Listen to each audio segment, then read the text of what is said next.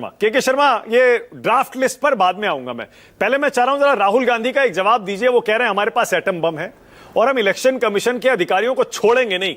देशद्रोह कर रहे हैं, चाहे वो रिटायर हो जाए, बाद में भी हम इनको छोड़ेंगे नहीं। मानक जी देखिए, राहुल गांधी देश के प्रतिपक्ष के नेता हैं।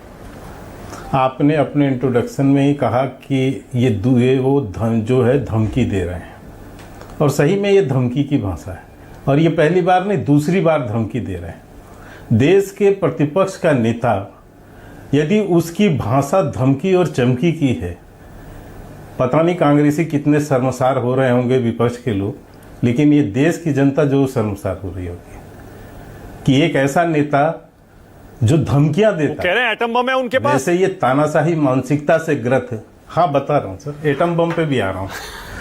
हालांकि ये तानाशाही मानसिकता का परिचायक है। धमकी राजनीति में, लोकतंत्र में धमकी की भाषा जो है ये तानाशाही पुत्र ही देते हैं, ये विरासत पुत्र। ऐसे ही भाषा तेजस्वी यादव की भी पिछले दिनों सुनने को आई, किस तरह से चुनाव आयोग को उन्होंने बेशर्म से लेके तमाम गालियां दी और सूत्र मूत्र की बात की। तो ये विरासत पुत्रों की भाषा है, तानाशाही मानसिकता की।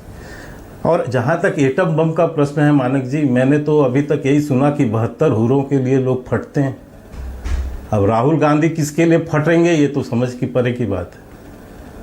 अभी तक तो एटम बम लेके फटने की बात हमने 72 हुरों वालों को सुनी थी।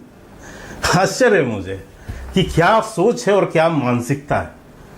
आप संवैधानिक संस्थाओं को धमकियां दे रहे हैं। वो कह रहे हैं 6 महीने की जांच की है उन्होंने कर्नाटक में, 6 महीने की, और वहां पता चला है गड़बड़ियां। सर मैं एक बात मैं बताता हूं सर, इसके पहले भी एक धमकी आई थी इनकी।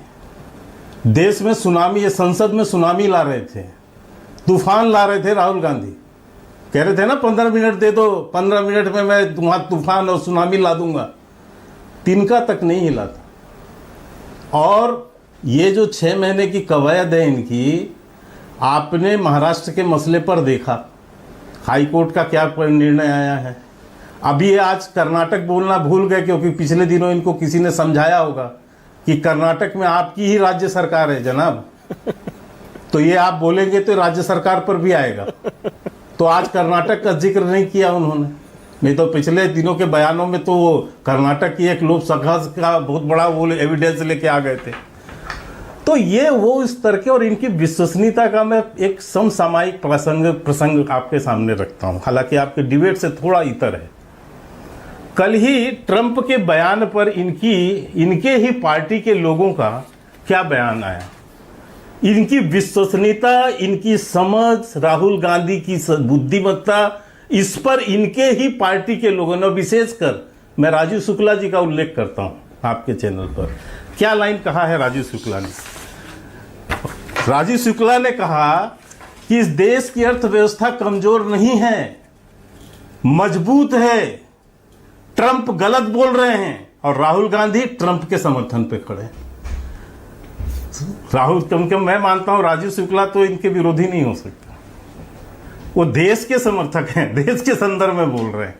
शशि थरूर का बयान है, उस पर आप आरोप कांग्रेस लगा सकती है, और भी कार्तिक चिदम्बरम का बयान है, तमाम लोग जो सब राहुल गांधी से इतर बयान। अच्छा हुआ आपने ये मुद्दा उठा दिया, अच्छा हुआ आपने ये मुद्दा उठा दिया। हाँ, क्योंकि इकोनॉमी डरी हुई है। अजय कुमार, पहले इसी पर बोल दीजिए आप, क्या हमारी इकोनॉमी डेड है क्या? मैं इस पर आ रहा हूं सर। मैं एक बात बोलिए, फिर आप इनको अजय कुमार को बुला लीजिए। मैं इतना ही बात, बस मैं केवल इनकी विश्वसनीयता पर और 2-3 तथ्य रख देता।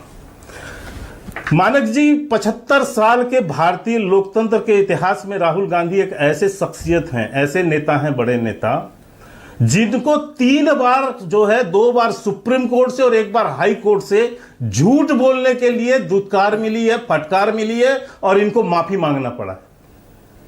ये कितने शर्म की बात है। 150 साल पुरानी पार्टी का नेता राफेल के मामले में सुप्रीम कोर्ट में अपने झूठ के लिए इन्होंने माफी मांगा, जो ये झूठ लगातार 6 महीने तक बोलते रहे। इसके बाद वीर सावरकर जी के मामले पर अभी अप्रैल में सुप्रीम कोर्ट ने क्या कहा इनको, कि इनको भारत के ना इतिहास और भूगोल की कोई जानकारी नहीं है, और अभी भविष्य में इस तरह का किसी के संदर्भ में, सेनानी के संदर्भ में यदि राहुल गांधी बयान देंगे तो सुप्रीम कोर्ट स्वतः संज्ञान लेके इन्हें, ठीक है, डॉक्टर अजय कुमार केस चलाए। ओके, अजय कुमार, ये इस तरह। तीसरी बात, चीन के संदर्भ में जो भारत की सेना थी उसके संदर्भ में मानहानि का दावा हुआ था, ये इलाहाबाद में गए थे कोर्ट के अंदर कि मेरे को मानहानि से बचाया जाए। इन्होंने भारत की सेना को गिड़गिड़ाना शब्द का प्रयोग किया। ठीक है, ओके, अजय कुमार, अब